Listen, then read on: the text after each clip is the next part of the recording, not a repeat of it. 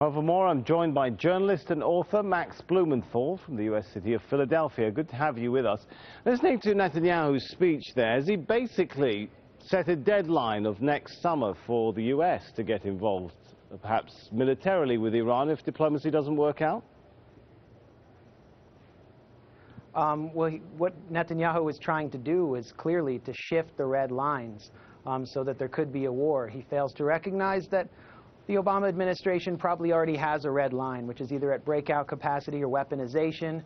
It doesn't want to reveal the red line to the public, but Netanyahu has set the red line at a much lower threshold, presenting what appears to be false information about Iran's enrichment capacity, information that contradicts two successive IAEA reports by inspectors who've been inside Iran. So it's clear that he's trying to shift the ball so that there can be a war and to put increasing pressure on the United States, political pressure on the Obama administration, so Bibi can have his war. It seems that the intelligence community in the United States have not come to the conclusion that Iran is building a nuclear bomb at this point. So how is the U.S. likely to treat this pressure for perhaps some commitment to war, as you say? Yeah, the national intelligence estimate, the U.S. national intelligence estimate, shows that Iran does not have a nuclear weapons program yet.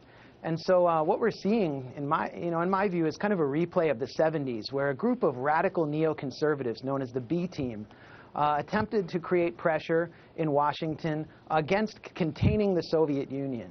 A policy that has been borne out by history as successful, that probably saved the world from a nuclear Armageddon. And Netanyahu comes from that neoconservative element, and he's now trying to create pressure in Washington against the containment of Iran in order to have a war that could have devastating consequences. And so this is something that is not accepted in the U.S. intelligence community, not accepted by the CIA, the State Department, and I can tell you, Obama recently referred to all this talk about war as a bunch of noise in an interview with 60 Minutes, so that shows you how firmly opposed he is to Netanyahu's agenda.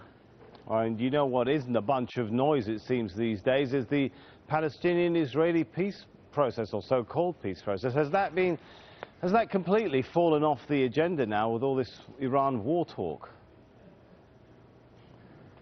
It has in the United States, and I'm glad you asked me about it. I wish that more Americans could see this broadcast.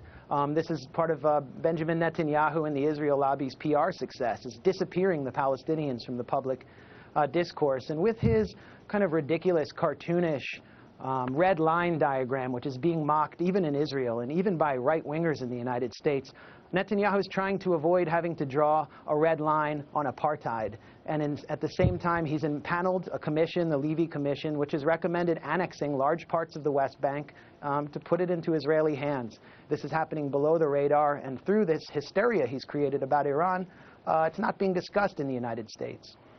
All right, thanks so much. It's been good talking to you. Max Blumenthal there.